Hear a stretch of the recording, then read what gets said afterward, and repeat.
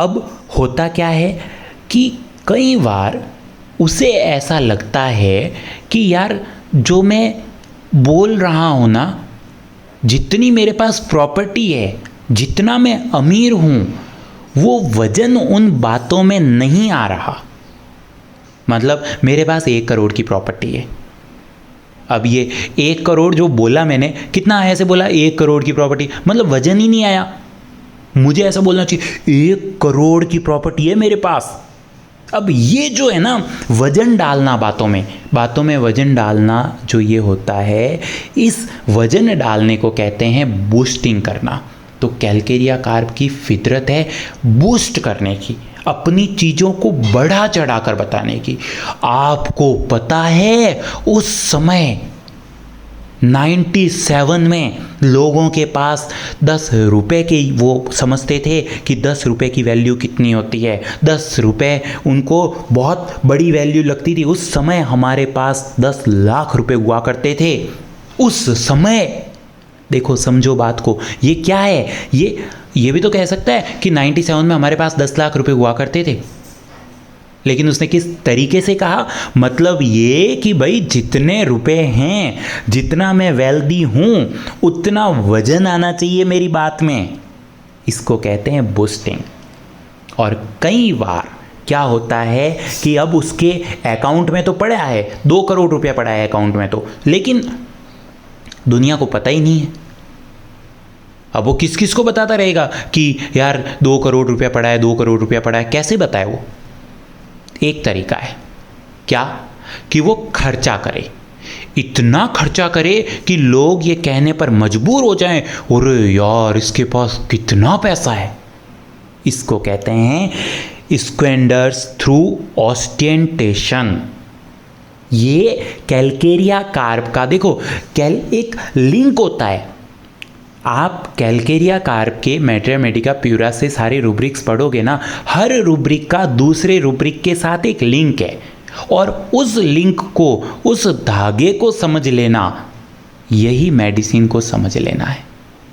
शुरू कहाँ से हुआ? पॉम्पस है, पेरेंटल प्रोटेक्शन एक्सेसिव मिली, एक्सेसिव पेरेंटल प्रोटेक्शन के कारण ये अपने आप को बड़ा महसूस करने लगा, और जब ये बड़ा है तो बड़ा ही रहना है, छोटा नहीं हो जाना है। ये छोटा नहीं हो जाना, बड़ा है और छोटा नहीं हो जाना, इसी के बीच में कैलकेरिया कार्प की मेंटल स्टेट फ्लक्चुएट करती रहती है।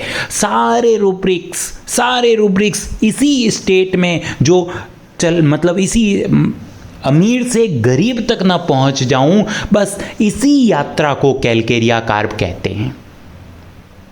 और मैं अमीर ही हूं, गरीब नहीं हूं, ये अपने आप को हमेशा बताने की कोशिश करता रहेगा, हर समय करता रहेगा। न सिर्फ अपने आप को बताने की कोशिश करता रहेगा, ये दुनिया को भी बताने की कोशिश करता रहेगा। जिस भी तरीके से बताना पड़े, जिस भी स्टाइल से इसको ये एक्सप्रेस करना पड़े कि मैं रिसोर्सफुल हूँ, ये उस स्टाइल से अपने आप को बताएगा। चाहे वो बोल कर बताना पड़े, चाहे वो चीख कर बोलना पड़े, चाहे उसको खर्चा करके ये बताना पड़े कि मैं अमीर हूँ, वो अपने आप को अमीर बताने की पूरी कोशिश करेगा। यहाँ तक बात समझ में आई? अब देखो, लेकिन जिंदगी एक सीधी लाइन नहीं है, जिंदगी एक टेढ़ी मेढ़ी लाइन है, उतार चढ़ाव चलता रहता है। अब जब धीरे धीरे किसी भी कारण से इसकी वेल्थ गिरने लगेगी, देखो एक इंसान हमेशा जवान तो नहीं रहेगा, है ना, उसकी पावर कम भी होगी, उसको बुढ़ापा भी आएगा। अब बुढ़ापा आया तो क्या हुआ? आपकी जो जवानी में जो पावर थी वो बुढ़ापे में नहीं रहेगी ना, तो पावर कम हो गई। पावर कम होने का मतलब क्या हुआ? आपके रिसोर्सेज कम हो गए, मतलब आपकी जो कैपेसिटी थी वो कम हो गई। अब धीरे धीरे किसी भी कारण से अगर इसकी वेल्थ घटने लगती है तो क्या होगा? हमने देखा था कि वेल्थ घटते ही क्या हो रहा है, सफरिंग के फियर है कि कहीं ऐसा ना हो अब वेल्थ घट गई, अब तो सफ़र करना पड़ेगा, एसी खराब हो गया, अब तो गर्मी में रहना पड़ेगा। ये जो फियर सफरिंग है, ये क्या होता है कि जैसे जैसे इसकी वेल्थ गिरने लगती है तब उसे अपनी सफरिंग सताने लगती है और ये उस वेल्थ के सहारे अपने सफरिंग को कम नहीं कर पाता, तो इससे ये बहुत चिढ़ जाता है। इसको वेल्थ के घटने के, इसकी जो वेल्थ गिर रही है ना, अब मैंने कहा कि वेल्थ गिर रही है, अब वेल्थ कैसे कैसे गिर सकती है, बहुत सारे तरीके हैं। हमें ये नहीं सोचना होता कि वेल्थ के गिरने का मतलब ये है कि उसकी मतलब पैसे आना कम हो गए, नहीं, ऐसा नहीं होता। वेल्थ का मतलब मैं पहले भी बता चुका हूँ आपको, wealth means resources and this resources is your power, this resources may be your money, this resources may be your relatives। तो ये गरीब कैसे होता है, इसकी वेल्थ कैसे गिरती है? कोई जॉब छूट जाए, बड़ी जॉब छूट जाए, मतलब ये हुआ कि ये कंपनी में काम करता था, वहाँ पर इसको 1.5 करोड़ रुपया साल का पैकेज मिलता था, अब वो कंपनी बंद हो गई और यहाँ पर इसको सिर्फ 30 लाख रुपए मिल रहा है साल का, बस इसकी वेल्थ गिरनी शुरू हो गई। हालांकि 30 लाख में ये बहुत अच्छी ज़िंदगी जी सकता है, लेकिन इसका दिमाग वहाँ नहीं चलता कि कितना है मेरे पास, इसका दिमाग ये चलता है कि मैं कहाँ से कहाँ आ गया, मैं गिर गया हूँ। ये गिरने वाली तकलीफ़ इसको बड़ी ज़्यादा लगेगी, है ना। ये रोटी कपड़ा मकान वाला आदमी नहीं है। मैट्रा मेडिका में ऐसी भी मेडिसिन आएगी जिनको सिर्फ रोटी कपड़ा मकान से ही संतुष्टि है। ये उन लोगों में है जिन लोगों को ऐसा लगता है कि एक पानी की बोतल भी मेरा रिसोर्स है, अगर वो मेरे पास रहेगी तो मुझे किसी से पानी मांगना नहीं पड़ेगा। ये पानी की बोतल भी उसका रिसोर्स है, अगर ये पानी की बोतल भी आपने ले ली या उसके पास ये पानी की बोतल उस दिन नहीं है तो उस दिन ये गरीब हो गया, उस दिन इसको सफरिंग सताएगी। तो ये उन लोगों में है ना। तो अब इसकी वेल्थ के गिरने के क्या कारण हो सकते हैं?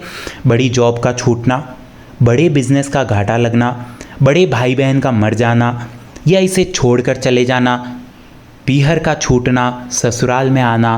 अब पीहर में बहुत सारी वेल्थ थी इसके पास, है ना, इसकी मम्मी इसकी वेल्थ थी, इसके पापा इसके वेल्थ थे, लेकिन अब जब ये ससुराल में आ गई, मम्मी नहीं, पापा नहीं, इसकी सहेली नहीं, इसके यार दोस्त नहीं, जो इसको ये बताते थे कि तू बहुत पैसे वाली है, अरे यार क्या तेरी ज़िंदगी है, वाह, बस इतना कहने से ये इसकी अमीरी फिर से लौट आती है। वो लोग बिछड़ जाएं तो ये गरीब होने लग जाता है, ये बीमार रहने लग जाए, इसको बीमारियां घेर ले तो ये गरीब हो जाता है, ये बूढ़ा होने लगे तो ये गरीब हो जाता है। मतलब रिसोर्सेज किसी भी तरह से इसके पास कम होने लग जाएं तो ये गरीब हो जाता है।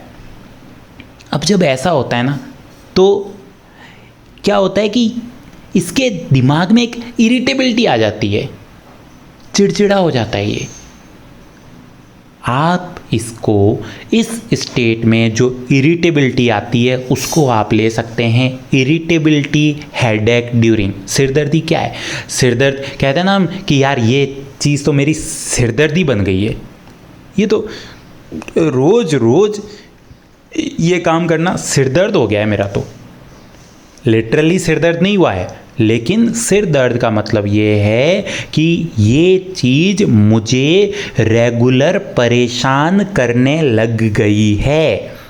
बुढ़ापा उसके लिए सिर दर्द बन गया है, उसका रोज रोज ससुराल में ही रहना उसका सिर दर्द बन गया है।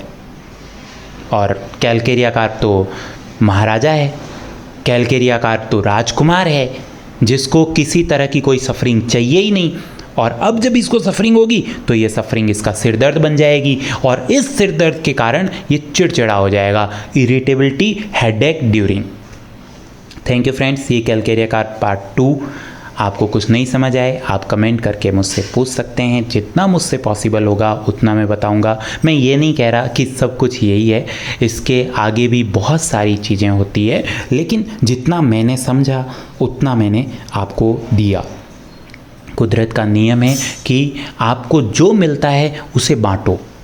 उसे बांटने से हमारे जो नॉलेज की रिफ़्रेशमेंट है वो हो जाती है, हमारा नॉलेज रिफ़्रेश हो जाता है, हमें और एक नई चीज़ सीखने को मिलती है। तो मैंने जितना मुझे आता था उतना आपको बताया, और अगर जो मैंने आपको बताया वो समझ में नहीं आता तो आप कमेंट करके मुझसे पूछ सकते हैं। And ready for Calcarea carb part 3। जल्द ही कैलकेरिया कार्ब पार्ट 3 मैं आपके साथ शेयर करूँगा, और शायद पार्ट 3 में हम कैलकेरिया कार्ब को पूरा कर लेंगे। अब बहुत ज़्यादा नहीं बचा है, थोड़ा सा कैलकेरिया कार्ब और बचा है जितना मुझे आता है। कैलकेरिया कार्ब के और भी बहुत सारे एस्पेक्ट्स हैं, ठीक है, वो एस्पेक्ट्स आप खुद डिस्कवर करो। जैसा कि मैंने आपको बताया कि रूब्रिक्स जो होते हैं, रूब्रिक्स में एक कनेक्शन होता है, तो मैक्सिमम नंबर ऑफ रूब्रिक्स आपको मैटर मेडिका से मिल सकते हैं। चित्कारा, डॉक्टर चित्कारा की बुक है, उसमें आपको माइंड के हर मेडिसिन के रूब्रिक्स मिलेंगे। आप उन मेडिसिन को पढ़ो, उसके बाद में उनके बीच में एक रिलेशन ढूंढो, तो आपको समझ में आ जाएगा कि हाँ ये रूब्रिक्स भी हो सकते हैं कैलकेरिया कार्ब के। लेकिन जो मेन जिस्ट है इसकी वो यही है, ठीक है। Okay, thank you friends.